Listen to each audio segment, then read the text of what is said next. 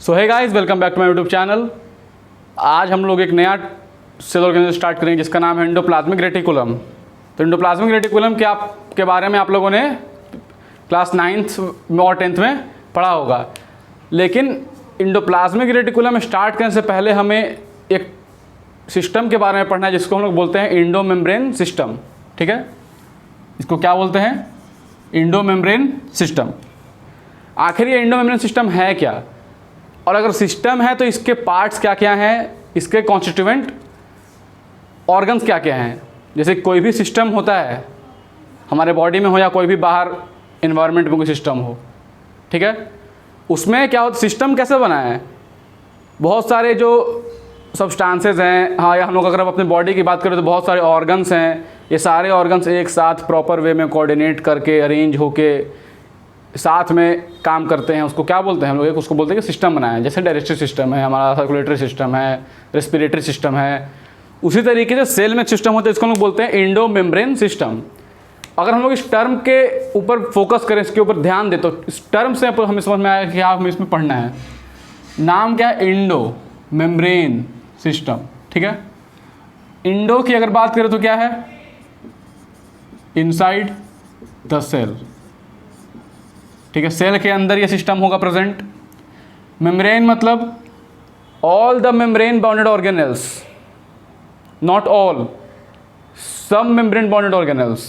ठीक है, मतलब ऐसे ऑर्गेनेल्स इसका पार्ट होंगे जो क्या है? मेम्ब्रेन बाउंडेड ऑर्गेनेल्स हैं। कौन कौन से ऑर्गेनेल्स होंगे हम लोग अभी देखते हैं। तो क्या है? Some membrane bounded organelles together inside the cell, some membrane bounded organelles constitute together, function together and form a system that is known as endomembrane system। ठीक है, इस टर्म का मतलब यह है। अगर हम लोग इसके कॉन्स्टिट्यूएंट सेल ऑर्गेनेल्स की बात करें, कौन कौन से ऑर्गेनेल्स होंगे इसमें, तो ध्यान से देखिएगा क्या है। पहला ऑर्गेनेल होगा एंडोप्लाज्मिक रेटिकुलम। ठीक है, एंडोप्लाज्मिक रेटिकुलम क्या है? मेम्ब्रेन बाउंडेड ऑर्गेनेल है। ये होगा हमारा एक कॉन्स्टिट्यूएंट। ठीक है, फर्स्ट नहीं, एंडोप्लाज्मिक रेटिकुलम। सेकंड की बात करें तो क्या होगा? Nuclear envelope. ठीक है, आपको अगर पता है तो ठीक है, नहीं पता है तो मैं बता दूं कि न्यूक्लियर मेम्ब्रेन क्या होता है? डबल मेम्ब्रेनस स्ट्रक्चर होता है। मतलब न्यूक्लियस क्या है? एक डबल मेम्ब्रेनस स्ट्रक्चर है, तो दो मेम्ब्रेन होगा। तो जो न्यूक्लियर इन्वेलप है मतलब दोनों मेम्ब्रेन, वो क्या होगा? इस एंडोमेम्ब्रेन सिस्टम का पार्ट होगा, एंडोप्लाज्मिक रेटिकुलम पार्ट होगा, और गोल्जी कॉम्प्लेक्स ये भी इसका पार्ट होगा। किसका? एंडोमेम्ब्रेन सिस्टम का। तो ये तीनों मिलकर क्या बनाते हैं? एंडोमेम्ब्रेन सिस्टम बनाते हैं। अगर हम लोग इसको फिगर में समझे तो कैसे बना सकते हैं फिगर हम लोग इसका? ये क्या है हमारा? न्यूक्लियर मेम्ब्रेन, कुछ इस तरीके से। यहाँ पे क्या है? Endoplasmic reticulum. ठीक है, और यहाँ पे क्या है हमारा? Golgi complex suppose. ठीक है, तो ये क्या बन गया? ये हमारा हो गया न्यूक्लियर इन्वेलप, ये हो गया एंडोप्लाज्मिक रेटिकुलम, और ये हो गया हमारा गोल्जी कॉम्प्लेक्स। तो एक साथ मिलकर ये क्या बना रहे हैं? एंडोमेम्ब्रेन सिस्टम बना रहे हैं। और इसी एंडोमेम्ब्रेन सिस्टम में एक पार्टिकुलर रीजन होता है जिसको हम लोग बोलते हैं GERL रीजन। ठीक है, ये GERL रीजन है क्या? क्या है GERL रीजन? ये क्या है? G for Golgi complex. ठीक है, ER है क्या? एंडोप्लाज्मिक रेटिकुलम, और L फॉर लाइसोसोम। तो GERL region is a important region in the endomembrane system. ठीक है, एंडोमेम्ब्रेन सिस्टम का एक पार्ट है GERL रीजन। कंफ्यूजन यहाँ नहीं होना चाहिए। ठीक है, और इसका कॉन्स्टिट्यूएंट ऑर्गेनेल्स क्या क्या है? गोल्जी कॉम्प्लेक्स, एंडोप्लाज्मिक रेटिकुलम और लाइसोसोम। और ये GERL जो इसका जो फंक्शन है, ये हम लोग यहाँ पे लिख सकते हैं मोर इन्वॉल्व्ड। ये जो GERL रीजन है ये किसमें इन्वॉल्व है? मोर इन्वॉल्व्ड इन लाइसोसोम फॉर्मेशन। समझ में आया? More involve in lysosome formation. ये GRL रीजन का मेन काम क्या है? लाइजोसोम का फॉर्मेशन करवाना। तो लाइजोसोम यहाँ हमारा लास्ट है, एंडोप्लाज्मिक रेटिकुलम भी है, गोल्जी कॉम्प्लेक्स भी है, ठीक है। तो ये था हमारा एंडोमेम्ब्रेन सिस्टम, आप लोग इसको नोट कर लीजिए। ये अगर हम लोग बात करें अगर इसके इस एंडोमेम्ब्रेन सिस्टम के फंक्शन के बारे में, आखिर ये करता क्या है, तो इसका मान लीजिए कि ये है क्या, एक सेल है, suppose this is a cell, ये हो गया इसका न्यूक्लियस, ये हो गया उसका आउटर मेम्ब्रेन, ये हो गया हमारा एंडोमेम्ब्रेन सिस्टम, यहाँ हो गया गोल्जी कॉम्प्लेक्स। उसी तरीके से इधर भी होगा, यहाँ पे होगा गोल्जी कॉम्प्लेक्स, उसी तरीके से यहाँ भी होगा, यहाँ होगा गोल्जी कॉम्प्लेक्स, इधर भी हो सकता है,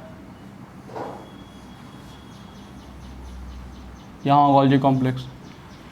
तो आप क्या देख रहे हैं कि अगर ऐसा स्ट्रक्चर है तो ये कंपार्टमेंट्स में डिवाइड कर दे रहा है, ये एक कंपार्टमेंट, ये दूसरा कंपार्टमेंट, ये थर्ड कंपार्टमेंट, ये फोर्थ कंपार्टमेंट, ये मान लीजिए कि सिर्फ इतना ही है, तभी क्या हो जा रहा है, दो कंपार्टमेंट में डिवाइड हो जा रहा है। तो कहने का मतलब कि endomembrane system divide the entire cytoplasm into compartments, ठीक है। इंडोमेम्ब्रेन सिस्टम क्या करता है, सेल के अंदर वो साइटोप्लाज्म है, अब स्पेस ही साइटोप्लाज्म, स्पेस में क्या पड़ा है, साइटोप्लाज्म, मतलब सेल के इनर वॉल्यूम को, स्पेस को कंपार्टमेंट्स में डिवाइड कर देता है, बांट देता है, कौन, इंडोमेम्ब्रेन सिस्टम, ठीक है। और mitochondria, chloroplast are not the part of endomembrane system, endomembrane system, ठीक है। माइटोकॉन्ड्रिया, क्लोरोप्लास्ट क्या है, इस इंडोमेम्ब्रेन सिस्टम का पार्ट नहीं है। न्यूक्लियस है, एंडोप्लाज्मिक रेटिकुलम है, गोल्जी कॉम्प्लेक्स है, और अगर ज़्यादा हो जाए तो लाइजोसोम भी हो जाएगा, क्योंकि ये GRL भी क्या है, इंडोमेम्ब्रेन सिस्टम का एक रीजन है, पार्टिकुलर रीजन को क्या बोल रहे हैं, GRL रीजन बोल रहे हैं, ठीक है। अभी समझिए क्या है, इस इंडोमेम्ब्रेन सिस्टम में जितने भी सेल ऑर्गेनेल्स होंगे उनका दो फेस होगा, ठीक है। क्या होगा, उनका दो फेस होगा। पहला फेस जो होगा वो हो गया साइटोप्लाज्मिक फेस, और सेकेंड फेस की बात करें तो लुमिनल फेस, ठीक है। याद क्या करना है कि all the cell organelles in this endomembrane system have two types of phase. First, the cytoplasmic phase and the second luminal phase. ठीक है। क्या होता है ये C phase और M phase, हम लोग इसको जब ऑर्गेनल्स पढ़ने लगेंगे तब समझ में आएगा कि आखिर C phase साइटोप्लाज्मिक फेस क्या है और ल्यूमिनल फेस क्या है। अभी आप लोग को इतना याद रखना है फेस को। अब हम लोग इसी इंडोमेम्ब्रेन सिस्टम का जो ऑर्गेनल्स है उसको बारी बारी से स्टडी करेंगे। तो अभी बात करते हैं सबसे पहले इंडोप्लाज्मिक रेटिकुलम की, ठीक है। इंडोप्लाज्मिक रेटिकुलम क्या है, इस इंडोमेम्ब्रेन सिस्टम का एक पार्ट है। न्यूक्लियर मेम्ब्रेन भी हो सकता था, लेकिन मैंने इसको नहीं पढ़ाया क्योंकि हम लोग न्यूक्लियस को एक अलग सेपरेट वीडियो में बहुत अच्छे तरीके से कवर करेंगे। उसी में समझेंगे कि न्यूक्लियर मेम्ब्रेन का स्ट्रक्चर कैसा होता है, डबल मेम्ब्रेन है तो कहाँ अटैच्ड होगा दोनों, ठीक है, कैसा स्ट्रक्चर होगा, न्यूक्लियस का कैसा स्ट्रक्चर होगा, वो सब हम लोग न्यूक्लियस में पढ़ेंगे। अभी शुरू करते हैं इंडोप्लाज्मिक रेटिकुलम। तो इंडोप्लाज्मिक रेटिकुलम की अगर हिस्ट्री की बात करें तो डिस्कवर का क्रेडिट किसको दिया जाता है, पोर्टर को दिया जाता है, ठीक है। Endoplasmic reticulum discovered by porter. इसके स्ट्रक्चर की बात करें या इसके सबसे पहले प्रेजेंस की बात करें तो presence in all eukaryotic cell, present in all eukaryotic cells and और but absent in RBC, mature RBC and sieve elements, ठीक है। तो क्या होगा कि जो इंडोप्लाज्मिक रेटिकुलम होगा वो एब्सेंट होगा किसमें, मैच्योर आरबीसीज में और सीव ट्यूब के एलिमेंट्स में, and it is generally present in all eukaryotic cell except, ये दोनों आपको याद रखना है क्योंकि एग्जाम में ये दोनों पूछता है, या तो आरबीसी हो सकता है नहीं तो सीव ट्यूब एलिमेंट्स के बारे में बात करेंगे इसमें, ठीक है। तो ये था इंडोप्लाज्मिक का। और तब अगर यूकैरियोटिक में प्रेजेंट है तो एब्सेंट कहाँ होगा, प्रोकैरियोटिक सेल में एब्सेंट होता है, ठीक है। अगर डिस्ट्रीब्यूशन की बात करें और अगर प्रेजेंस की बात करें सेल में तो क्या होगा, वन एंड जो होगा इसका एंडोप्लाज्मिक रेटिकुलम का, ये होगा attached to nuclear envelope and the other end is attached to cell membrane. ठीक है, अगर ये न्यूक्लियर मेम्ब्रेन है हमारा, इसका एक एंड यहाँ से बनेगा और यहाँ साइटोप्लाज्म में दूसरा एंड अटैच हो जाएगा।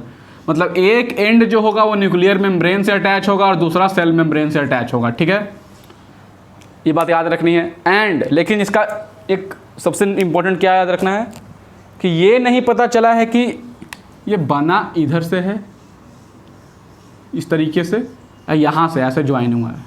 ठीक है तो ज्वाइन न्यूक्लियर मेम्ब्रेन और सेल मेम्ब्रेन से, इतना बातें आपको याद रखनी है। अभी बात करते हैं टाइप्स ऑफ एंडोप्लाज्मिक रेटिकुलम की। तो on the basis of ribosome attached to the endoplasmic membranes surface, endoplasmic reticulum के जो सरफेस है, ठीक है, एंडोप्लाज्मिक रेटिकुलम क्या है, सिंगल मेम्ब्रेन बॉन्डेड ऑर्गेनेल है। इस मेम्ब्रेन के ऊपर राइबोसोम है कि नहीं, प्रेजेंस और एब्सेंस ऑफ राइबोसोम, इस बेसिस से हम लोग एंडोप्लाज्मिक रेटिकुलम को दो पार्ट में डिवाइड करते हैं। पहला क्या है, रफ एंडोप्लाज्मिक रेटिकुलम और आरईआर, और सेकंड क्या है, स्मूथ एंडोप्लाज्मिक रेटिकुलम और एसीआर। ठीक है, तो आरईआर क्या है, रफ है मतलब क्या है, राइबोसोम प्रेजेंट होगा कहाँ, सरफेस के ऊपर, राइबोसोम ऑन सरफेस, और यहाँ नो राइबोसोम। मतलब एंडोप्लाज्मिक रेटिकुलम का वह पार्ट जहाँ पे ये आरईआर मतलब राइबोसोम चिपका हुआ होगा मेम्ब्रेन से, उस पूरे रीजन को क्या बोलेंगे, रफ एंडोप्लाज्मिक रेटिकुलम, और वैसा पार्ट जहाँ राइबोसोम एब्सेंट होगा उसको क्या बोलेंगे, स्मूथ एंडोप्लाज्मिक रेटिकुलम। ठीक है, अभी बात समझिएगा, अगर राइबोसोम प्रेजेंट है तो काम क्या होगा, इसका काम क्या होगा, राइबोसोम का काम क्या होता है, प्रोटीन सिंथेसिस। हम लोगों ने राइबोसोम वाले वीडियो में बात की थी। ठीक है, काम क्या है, प्रोटीन सिंथेसिस। तो जब राइबोसोम का काम प्रोटीन सिंथेसिस है तो ये कौन से सेल में पाया जाएगा, वैसा सेल जो कि लिपिड बना रहा है या वैसा सेल जो प्रोटीन बना रहा है। तो ऑब्वियस है कि आरईआर वैसे सेल से प्रेजेंट होगा जो कि प्रोटीन्स बना रहे हैं। जैसे कि अगर हम लोग एग्जांपल की बात करें कि किस किस सेल में प्रेजेंट होता है, तो आप लोग नोट करिए। सबसे पहले क्या लिखना है कि on the basis of ribosome this two types, rough endoplasmic reticulum, ribosome present on surface of endoplasmic reticulum of ER. तो काम क्या होगा इस आरईआर का, प्रोटीन सिंथेसिस। अब कहाँ होगा, जहाँ प्रोटीन का काम होगा, लिवर सेल, पैनक्रियाटिक एक्टिनी सेल। पैनक्रियाज में एक रीजन होता है जिसको पैनक्रियाटिक एक्टिनी, मतलब ऐसे सेल्स होते हैं जिनको लोग पैनक्रियाटिक एक्टिनी सेल्स बोलते हैं। उनमें क्या प्रेजेंट होगा, रफ एंडोप्लाज्मिक रेटिकुलम। और कहाँ होगा, लिवर सेल में पाया जाएगा। ठीक है, ये जो रफ एंडोप्लाज्मिक रेटिकुलम है यह कहाँ पाया जाएगा, लिवर सेल में। और goblet cell and plasma cell, हमारा जो ब्लड प्लाज्मा में सेल्स होता है उसमें भी पाया जाएगा, एंड एटसेट्रा। ठीक है, ये हो गया आरईआर के बारे में। और इस आरईआर में दो तरह का ट्रांस मेम्ब्रेन, हम लोगों ने पढ़ा था मेम्ब्रेन में कि ट्रांस मेम्ब्रेन मतलब जो पूरा एक कंप्लीट मेम्ब्रेन में एम्बेडेड होगा, ट्रांस मतलब आर पार। ठीक है, सेल मेम्ब्रेन का वीडियो आप लोग जाकर देख सकते हैं फ्लूइड मोज़ेक मॉडल में, उसका लिंक नीचे डिस्क्रिप्शन में दिया हुआ है। हम लोगों ने जब उसकी बात की तो क्या था, वो मोस्ट एक्सेप्टेड था। तो क्यों था मोस्ट एक्सेप्टेड, क्योंकि बहुत सारे सेल ऑर्गेनेल्स के बारे में उससे हम लोग मैच कर सकते हैं फीचर्स। तो क्या है, इस आरईआर वाले राइबोसोम में क्या है, ट्रांस मेम्ब्रेन प्रोटीन, कुछ ग्लाइकोप्रोटीन्स होता है, transmembrane glycoproteins are present. Glycoproteins मतलब प्रोटीन्स प्लस कार्बोहाइड्रेट्स। और जो ग्लाइकोप्रोटीन्स होता है वो दो टाइप्स का होता है, क्या क्या, राइबोफोरिन 1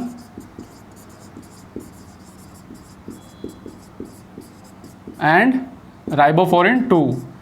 कहने का मतलब कि रफ एंडोप्लाज्मिक रेटिकुलम के जो एंडोप्लाज्मिक है, तो आखिर एंडोप्लाज्मिक रेटिकुलम ही ना, इसके मेम्ब्रेन में क्या होगा, ट्रांस मेम्ब्रेन ग्लाइकोप्रोटीन्स पाए जाएंगे, जो कि दो तरह के होते हैं यहाँ पे, राइबोफ्लोरिन 1 एंड राइबोफ्लोरिन 2, ठीक है, ये याद रखना है रफ एंडोप्लाज्मिक रेटिकुलम में।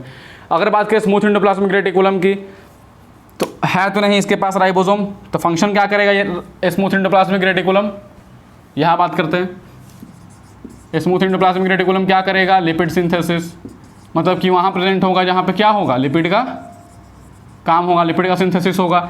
और लिपिड का सिंथेसिस होगा कहाँ पे, ये भी बातें आपको याद रखनी है, ठीक है। जैसे प्रोटीन सिंथेसिस कहाँ कहाँ हो रहा था, पैनक्रियाटिक एक्नी सेल में, लिवर सेल में, गॉबलेट सेल में, प्लाज्मा सेल में, एटसेट्रा। उसी तरीके से जो स्मूथ एंडोप्लाज्मिक रेटिकुलम है, लिपिड सिंथेसिस का काम कर रहा है, तो कहाँ प्रेजेंट होगा, वैसा सेल जहाँ पे लिपिड का सिंथेसिस हो रहा है। जैसे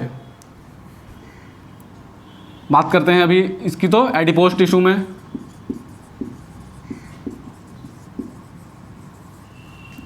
इंटरस्टिशियल सेल में, ठीक है, कहाँ पाया जाएगा ये, इंटरस्टिशियल सेल में पाया जाएगा, और ल्यूकोसाइट्स में पाया जाएगा, और स्पर्मेटोसाइट्स में पाया जाएगा, एंड मोस्ट इंपॉर्टेंट लीवर में भी पाया जाएगा। समझ में आया? तो क्या लिखना है, when ribosomes are attached on endoplasmic reticulum's membrane, then the type of endoplasmic reticulum form is called rough endoplasmic reticulum। उसका फंक्शन क्या होगा, प्रोटीन सिंथेसिस। तो प्रेजेंस कहाँ होगा, जहाँ प्रोटीन सिंथेसिस होगा। सेल्स का नाम याद रखना है, पैनक्रियाटिक एक्नी सेल, लिवर, ये क्या होता है हम लोग पैनक्रियाज में पढ़ेंगे डाइजेस्टिव सिस्टम में, liver cell, goblet cell, plasma cell, et cetera. Whereas smooth endoplasmic reticulum याद रखना है, इसको हम लोग बोलते हैं ए ग्रेन्युलोसाइट्स। लिखना है क्या, रफ एंडोप्लाज्मिक रेटिकुलम और ऑल्सो नोन एज ग्रेन्युलोसाइट्स, ठीक है, या ग्रेन्युलर बॉडी, क्योंकि दानेदार स्ट्रक्चर है। जब राइबोसोम प्रेजेंट है तो क्या होगा, रफ होगा, तो ग्रेन्युलेटेड। और ये क्या है, ए ग्रेन्युलेटेड या ए ग्रेन्युलर, कौन, स्मूथ एंडोप्लाज्मिक रेटिकुलम। और रफ एंडोप्लाज्मिक रेटिकुलम है ग्रेन्युलर। तो क्या होगा इसका काम, लिपिड सिंथेसिस कहाँ प्रेजेंट होगा, एडिपोज टिश्यू में, इंटरस्टिशियल सेल में, leucocytes, spermatocytes and liver. Liver दोनों काम करता है, प्रोटीन सिंथेसिस का भी और लिपिड सिंथेसिस का भी। तो दोनों टाइप्स के सेल कहाँ है, लिवर में प्रेजेंट हैं। तो ये हो गया types of endoplasmic reticulum on the basis of ribosomes. अब हम लोग बात करेंगे स्ट्रक्चर ऑफ राइबोसोम के स्ट्रक्चर ऑफ एंडोप्लाज्मिक रेटिकुलम के बारे में, कि आखिर एंडोप्लाज्मिक रेटिकुलम जो है इसका स्ट्रक्चर क्या है, ठीक है। आप लोग इसको इतना नोट करिए। तो चलिए अभी हम लोग बात करते हैं एंडोप्लाज्मिक रेटिकुलम के स्ट्रक्चर की। तो मेनली एंडोप्लाज्मिक रेटिकुलम 3 टाइप्स के स्ट्रक्चर से बना हुआ होता है। या हम लोग ऐसा बोले कि अगर हम लोग एंडोप्लाज्मिक रेटिकुलम को ऑब्जर्व करेंगे तो हमें 3 टाइप्स के स्ट्रक्चर देखने को मिलेंगे। वो 3 टाइप्स के स्ट्रक्चर क्या क्या है, फर्स्ट है सिस्टर्नी, सेकेंड है वेसिकल्स, और थर्ड है टिब्यूल्स, ठीक है। अब हम लोग बारी बारी से देखेंगे कि आखिर ये स्ट्रक्चर हैं क्या क्या। तो सबसे पहले सिस्टर्नी की बात करते हैं। हमें क्या लिखना है कि there are mainly 3 types of structure found in endoplasmic reticulum. First cisternae, second vesicles and third tubules. Cisternae की बात करें तो क्या है, ये long unbranched sac like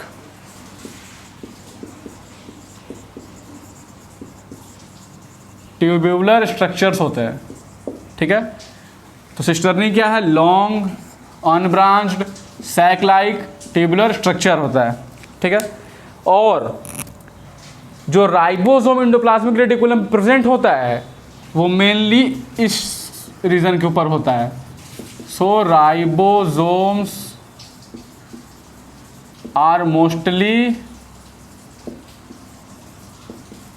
attached to it. अरे भाई है तो एंडोप्लाज्मिक रेटिकुलम का पार्ट ही ना तीनों, तो राइबोसोम भी कहाँ अटैच होता है, एंडोप्लाज्मिक रेटिकुलम के ऊपर ही। तो एंडोप्लाज्मिक रेटिकुलम का ये तीनों स्ट्रक्चर में क्या है, जो सिस्टर्नी है इसके ऊपर मेनली जो होता है वो राइबोसोम प्रेजेंट होता है, ठीक है। मेनली कहाँ प्रेजेंट होता है, सिस्टर्नी के ऊपर। ये अनब्रांच्ड होता है, याद रखना है। और अगर डायमीटर की बात करें तो 40 से 50 माइक्रोमीटर तक होता है इसका डायमीटर। वेसिकल्स की बात करते हैं, स्मॉल स्फेरिकल या oval structures. Vesicles are small spherical और oval structures found in scattered in cytoplasm. Cytoplasm में जहाँ तहाँ स्कैटर्ड होगा, बिखरा हुआ होगा, ठीक है। ये क्या है, वेसिकल्स का। और ये मेनली फाउंड होता है किसमें, स्मूथ एंडोप्लाज्मिक रेटिकुलम में, ठीक है। इसके ऊपर राइबोसोम प्रेजेंट नहीं होता है, ओके। तो वेसिकल्स कहाँ प्रेजेंट होगा, मेनली स्मूथ एंडोप्लाज्मिक रेटिकुलम में, क्योंकि उसके ऊपर तो एंडोप्लाज्मिक, क्योंकि इसके ऊपर तो राइबोसोम होता ही नहीं है। अगर ट्यूब्यूल्स की बात करें तो क्या है, 50 to 190 माइक्रोमीटर तक का इसका डायमीटर होता है, 50 to 190 माइक्रोमीटर तक का। ये क्या है, ब्रांच स्ट्रक्चर है, समझ में आ रहा है। और tubules along with vesicles and cisternae forms the network like structure of endoplasmic reticulum. ये ब्रांच्ड है कुछ इस तरीके का। मान लीजिए कि हम लोग यहाँ फिगर बनाते हैं, इस तरीके का हो सकता है, इस तरीके का, यहाँ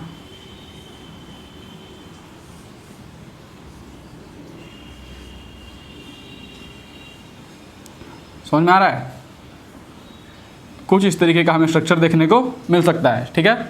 सिस्टर्नी कैसा होगा, सिंपल इस तरीके का होगा। हाँ, यहाँ आप ऐड कर लीजिए क्या, they are arranged in parallel stacks, मतलब बंडल्स के रूप में पैरेलली अरेंज्ड होगा इस तरीके से।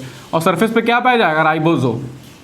तो सरफेस पे क्या है हमारा, राइबोसोम है। और वेसिकल्स तो छोटा छोटा फ्लूइड फील्ड होता है, ये क्या है, वेसिकल्स, ये सिस्टर्नी और ये ट्यूब्यूल्स, ठीक है।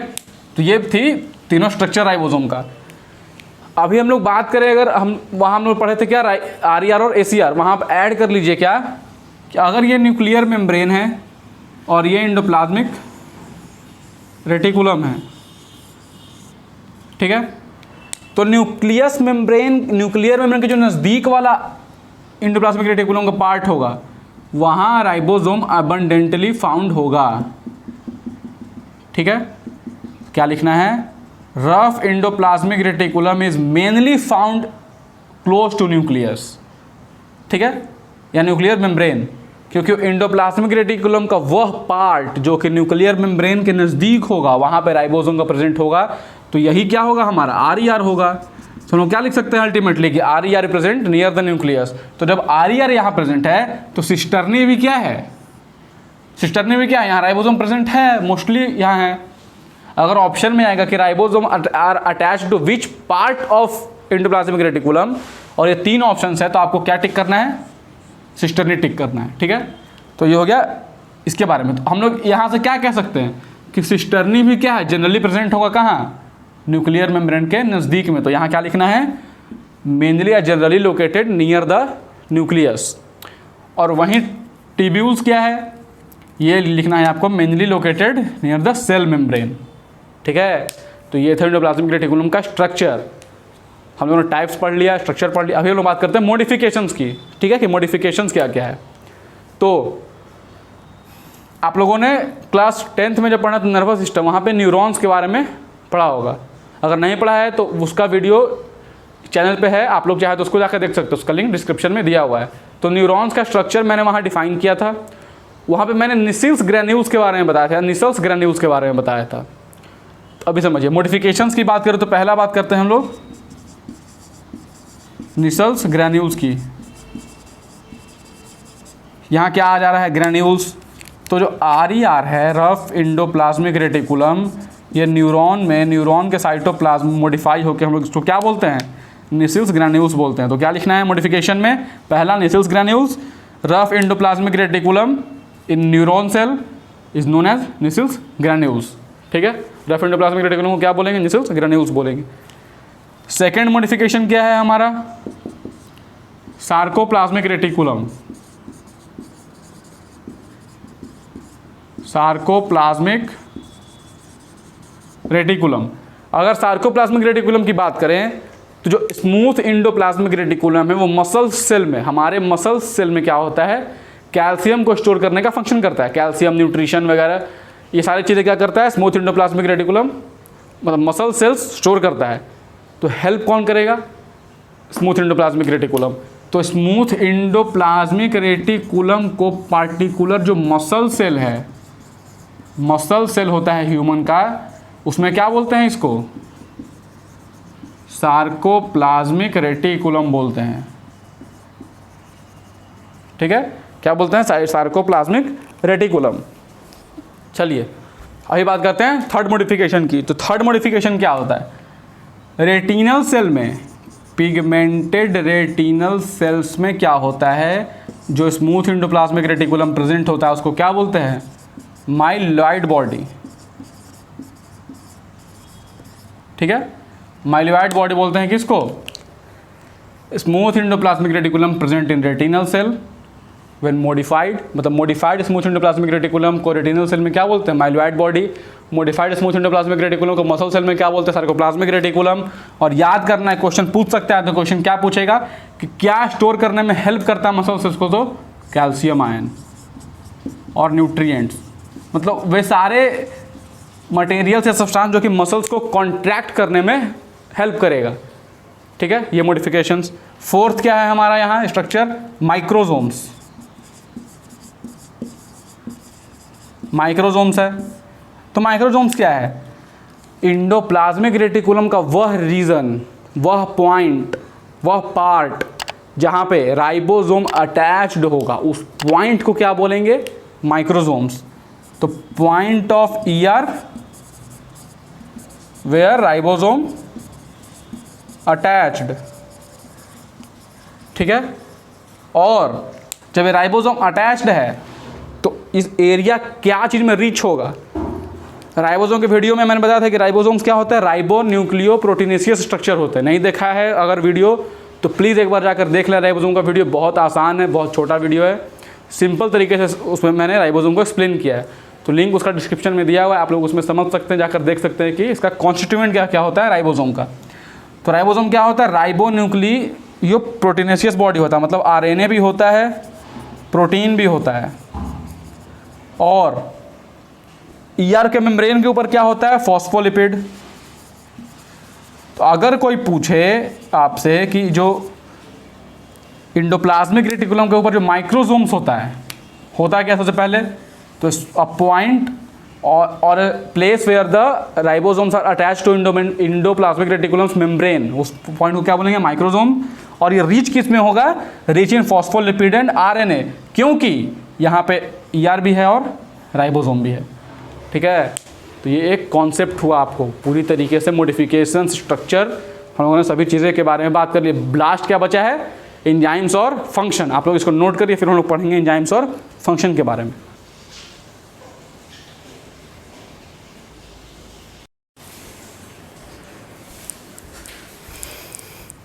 तो चलिए अभी बात करते हैं हम लोग फंक्शंस ऑफ ईआर के बारे में। अभी बात करते हैं हम लोग फंक्शंस ऑफ ईआर के बारे में। इंडोप्लाज्मिक रेटिकुलम का फंक्शंस क्या क्या है? तो सबसे पहला हम लोग फंक्शन की बात करें तो क्या है? ये सेल का इंडोस्केलेटन फॉर्म करेगा, मतलब सेल के अंदर का स्केलेटन किसके साथ मिलकर, क्या लिखना है आपको फंक्शन में? Forms the endoskeleton of the cell along with microfilaments and microtubules. ठीक है, सेकंड क्या है? ये सारे सेल ऑर्गेनल्स को क्या करता है? अपने प्रॉपर प्लेस पे रखने के लिए क्या करता है? उसको हेल्प करता है, मतलब एक प्रॉपर उसका प्लेस जो होता है वो फिक्स कर देता है। क्योंकि भाई स्केलेटन है तो हमारे बॉडी में स्केलेटन सिस्टम का काम क्या है? एक प्रॉपर शेप प्रोवाइड करना। तो ये भी क्या करता है? ऑर्गन सिस्टम को एक प्रॉपर प्लेस या उसको फिक्स पोजीशन प्रोवाइड करता है। थर्ड क्या है? ये साइटोप्लाज्म के अंदर है, मेम्ब्रेन घुमा है, सरफेस एरिया इंक्रीज़ किया तो क्या हुआ? मेटाबॉलिक एक्टिविटी को होने के लिए क्या हुआ? लार्ज सरफेस एरिया मिला। तो क्या लिख सकते हैं? Third function, it increases the surface area for more metabolic activity और इंक्रीज मेटाबॉलिक एक्टिविटी। फोर्थ क्या है? मसल्स सेल में कैल्शियम आयन का स्टोरेज करने में हेल्प करता है कौन? Endoplasmic reticulum. और जो मोस्ट इंपॉर्टेंट है वो क्या आपको याद रखना है? एक तो याद रखना है ये इंडोस्केलेटन, सेकेंड याद रखना है कि ये न्यूक्लियर मेम्ब्रेन को फॉर्म होने में हेल्प करेगा। हम जब पढ़ेंगे सेल डिवीजन तो उसमें पढ़ेंगे कैरियोकाइनेसिस और साइटोकाइनेसिस। तो कैरियोकाइनेसिस जो न्यूक्लियर डिवीजन होता है उसमें 4 फेज होता है, प्रोफेज, मेटाफेज, एनाफेज और टीलोफेज। तो टीलोफेज स्टेज में क्या करता है, in telophase stage of cell division, ठीक है, सेल डिवीजन के टेलोफेज स्टेज में क्या करता है, एंडोप्लाज्मिक रेटिकुलम न्यूक्लियर मेम्ब्रेन को बनाने में हेल्प करता है, ठीक है, forms nuclear membrane during the telophase of cell division, ठीक है। और क्या क्या था, कैल्शियम आयन स्टोर करना है, आपको इसी में लिख लेना है, फिक्स पोजीशन प्रोवाइड करता है सेल ऑर्गेनेल्स को, और लास्ट क्या है हमारा, मेटाबॉलिक एक्टिविटी को लार्ज सरफेस एरिया प्रोवाइड करता है कि मेटाबॉलिक एक्टिविटी फास्टर रेट पे होगा, ठीक है। अभी बात करते हैं रफ एंडोप्लाज्मिक रेटिकुलम के अलग फंक्शन की और स्मूथ एंडोप्लाज्मिक रेटिकुलम के अलग फंक्शन की, ठीक है। वीडियो थोड़ा लंबा हो गया है, 30 to 35 मिनट्स का हो जाएगा, क्योंकि इसमें हम लोगों ने इंडो मेम्ब्रेन सिस्टम को भी स्टडी किया और इस ऑर्गेनल को भी स्टडी किया। लेकिन अगर आप एनसीईआरटी पढ़ने के बाद इसको फॉलो करते हैं, एनसीईआरटी तो पढ़ना ही पढ़ना है, इसको फॉलो करिए, इसको समझिए, 1 बार 2 बार पढ़िए, उसके बाद आपको इस चैप्टर से, मैंने जितने वीडियोस बनाए हैं पहले भी, और एनसीईआरटी पढ़ लेने के बाद बहुत रेयर चांस है कि कोई प्रॉब्लम किसी तरह का होगा, क्योंकि ज़्यादा नहीं पढ़ना है, ज़्यादा पढ़ना भी खतरा है और कम पढ़ना तो खतरा है ही। ऐसा पढ़िए, जैसे एनसीईआरटी तो है, एनसीईआरटी तो पढ़ना ही पढ़ना है, उसके बाद ये क्या है, ये सारे फंक्शन उसमें बहुत मतलब लाइंस में एक्सप्लेन करके ख़त्म कर देता है, शॉर्ट में लिखा हुआ है, उसी को मैं थोड़ा एलेबोरेट करके यहाँ एक्सप्लेन कर देता हूँ। तो आप एनसीईआरटी पढ़िए, वीडियोस देखिए, उसी से आपका क्या होगा, जो सिलेबस है वो धीरे बहुत हद तक क्या हो, कंप्लीट हो जाएगा, ठीक है।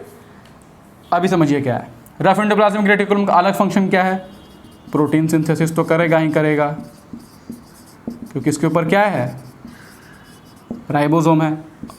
सेकंड पॉइंट क्या लिखना है, इन एक्टिवली डिवाइडिंग सेल, जो सेल एक्टिवली डिवाइड कर रहे हैं वैसे सेल्स में क्या होगा, ये आरईआर ज़्यादा प्रेजेंट होगा। तो क्या लिखना है हमें कि present in abundance in that cells which are involve in rapid divisions, जो सेल रैपिड डिवीजन कर रहा है उसमें क्या होगा, रफ एंडोप्लाज्मिक रेटिकुलम ज़्यादा प्रेजेंट होगा।